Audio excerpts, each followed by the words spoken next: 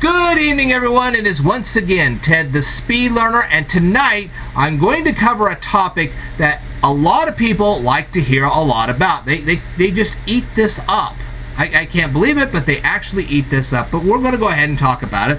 But before we talk about this particular topic, I want to tell you that I'm running a live stream right now, and that is why you're seeing me at an angle. My laptop is right over here, and I'm going to use a dry erase board for this, and that's why I'm talking to you at an angle. Okay? So if you're wondering why you're seeing me at an angle, that's why. Alright, but let's get into this. What's the topic for tonight? It is why you are not getting a lot of views on your videos. There's some stuff you have not been told, you should be told, and I'm going to go ahead and tell you. And this is valuable information for you. Okay, the first thing is that when I started up this YouTube channel, I had to start with low resolution video, and I had to start with low quality audio. The lighting was bad, whole 9 yards. Even now we still have to work on the lighting from time to time, but it's not as bad as it used to be. Okay? But anyway, let's just get into this, shall we?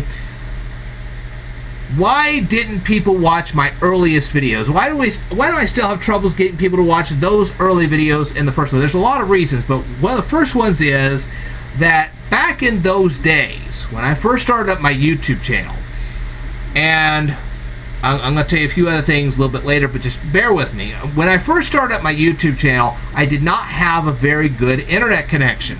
Okay, I had a good connection. Well, I had a decent connection, but I didn't have a really great connection. Okay, so the upload and download speeds were pretty bad. Okay, so for me to create a high quality video for you guys was very difficult, if not impossible, because even if I got it done, which could take as high as 30 minutes because I didn't have the best computer either, the problem was uploading it to YouTube. It could take as high as an hour with mediocre internet. That's how bad it was.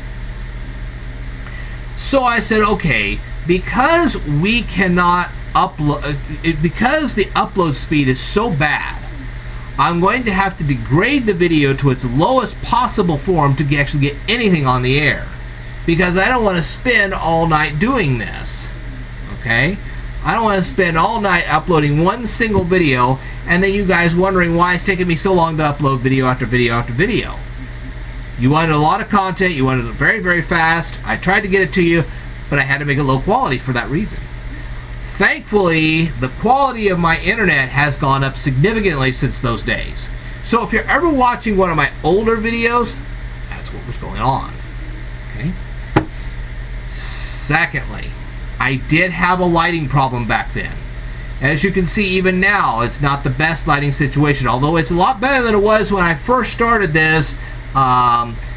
Recently I had a room remodel, as you can plainly see. Okay, everything's been completely rearranged, so on and so forth. But here's the big thing. Here's the big thing. The lighting in my room has increased significantly because I got some light bulbs that actually work on this thing, and now you're able to see me a lot better than you were the first time I did a live stream, which was about, I don't know, 2 or 3 months ago. So lighting was also an issue back then. What about the audio? Now that was an issue too, and you say, well, I hear this hum and the whatever. Well, the thing is that back then people didn't use subwoofers to listen to what was going on YouTube. What they were actually using at that time was stereo speakers that you would hook up to an MP3 player. Okay, and when you're doing that, there isn't that same interference as there is now. Okay, because if you're just using stereo speakers or the speakers off your computer, there you go. The next thing is that actually also improved is that I was starting to use another Kodak EasyShare, which was even better than the one I had, and the audio was better. But the thing is, I don't have central air and I don't have central heat, so what you're actually hearing is the heater in my bedroom, or a fan in my bedroom, or my air conditioner in my bedroom. Now, as you can plainly see with all the rearranging, the air conditioner is now farther away. You probably will not be hearing it as much. Okay? And the second thing is, I also have a better air conditioner than I had before. It's a little quieter, so you will not hear it as much. And my heater is further away, so you're not going to hear it as much either in the wintertime. And right now, I actually do have a fan. It's blowing on. Yes, I have a fish. His name is Mr. Bond, James Bond. And my little fish is, of course, swimming around over there, and he has the fan on, and you can actually hear the fan, but it's not overpowering like it is. Okay? Now, why do I bring any of this up? Because some people say, well, I'm not watching you because your videos are not 1080p. I am not going to, even now, even though I'm going to load up this next video that you're watching right now, even though I'm going to load it up, and it's going to be a little bit better in the line of video quality, my upload speeds are still not great. They're better, but not great.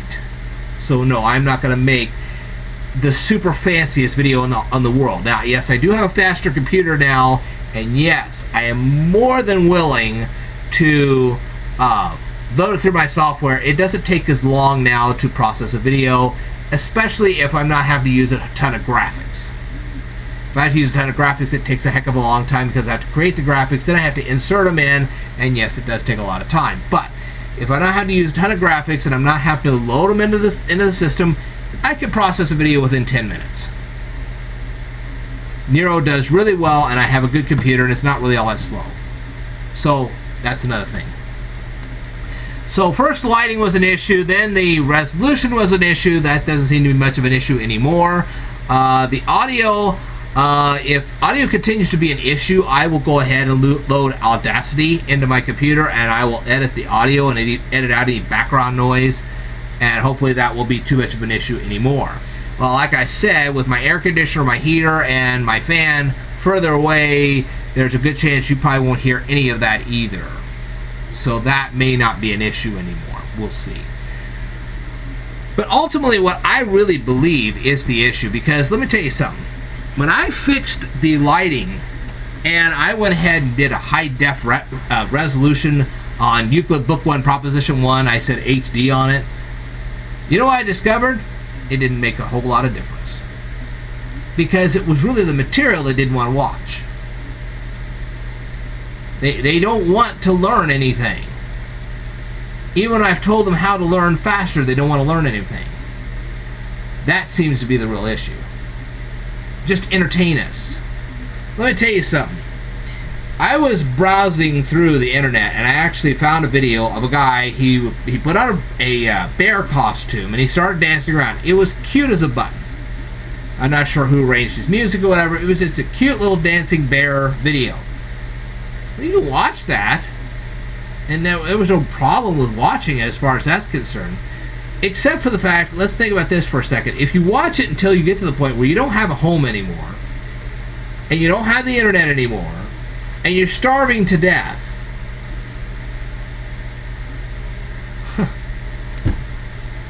is that dancing bear worth it? Remember, every time you watch him, I'm not sure how he gets all the money, but he gets money for that. Did you?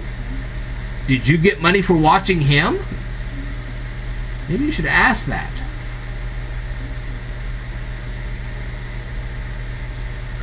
But there are some other issues that you do not know about, and I'm going to cover those today. In order to do this, we have to go through the YouTube Studio. Okay? Now, what you're going to do is you're going to go in the YouTube Studio, and as you click all the little links up there, you're going to see a pyramid. I'm going to go ahead and draw it. It's going to be a little sloppy here. I admit that.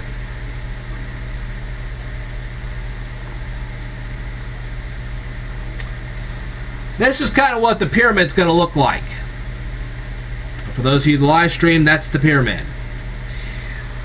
Now, what you're going to see on the very top of the pyramid is called an impression. I'm now going to define that for you. How many of you people own smartphones? Okay, if you truly do own a smartphone, okay, and you're going through YouTube videos, what you're doing is you're swiping. Now that impression tells you, and this is for, you can actually see it for all of your videos or just a particular video in particular, doesn't matter. That first part of the pyramid is going to tell you whether when they swiped, they actually stopped swiping for 1 full second. They saw your thumbnail, they stopped for a full second, and they looked at your thumbnail. If they did, you got an impression. If they didn't, you didn't get anything. Okay. Now then, they'll also tell you about your recommended content. What that means is somebody recommended your content to a potential viewer. YouTube has a percent of their own. They'll say, okay, we presented it to so many viewers, and this is how many of them responded back. They said, hey, you know what, this is kind of cool, we'll go ahead and check that out. Alright? And you'll see that the percent of the people who saw what YouTube recommended to them responded by actually taking a look, okay, that percent's very low. So what that tells me is that even though YouTube is recommending your videos, not recommending them very often, and that's also dependent on something else, and I'll get into that in just a little bit later. All right. I see I have another person in my live stream. Welcome, and whoever you are, please let me know, because I don't know who you are. Okay. Now, let's go on. What about views from impression? Okay, let's say they actually take a look at your thumbnail, they read the description of your video, they decide to click, and they start watching. That's a view from an impression. You just got a view.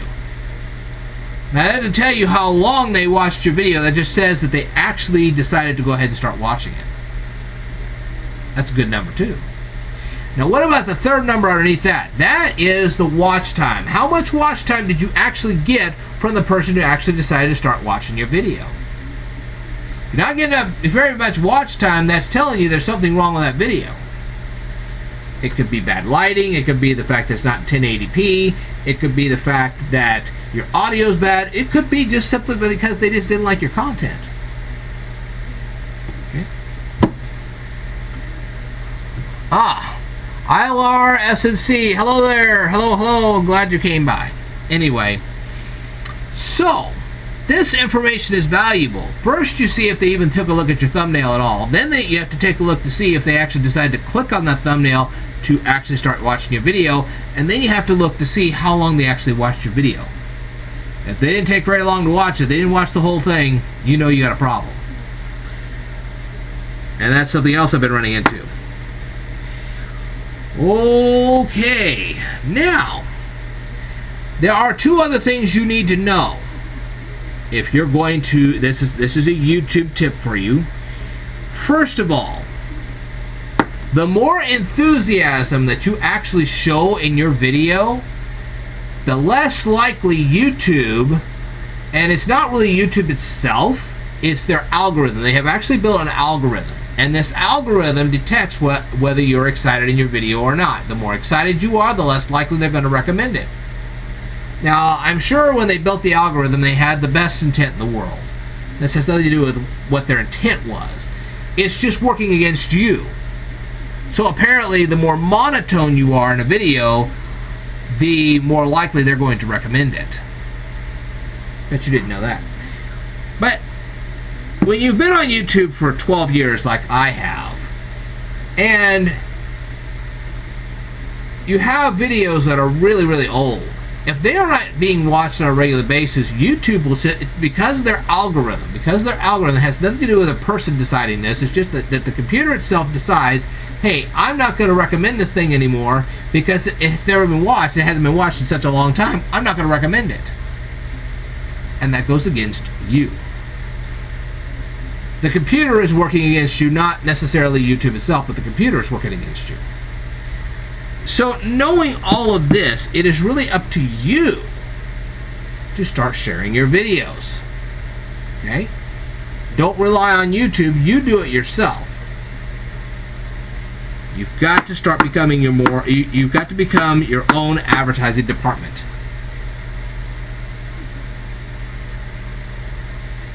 Okay. Now the final tip I'll give you is to use proper hashtags. Okay. I use the hashtag school reopening for a lot of my videos because they're educational, and it was getting some pretty good responses because of that. I also use pass it on and also alone together because my parade videos were pretty good with that.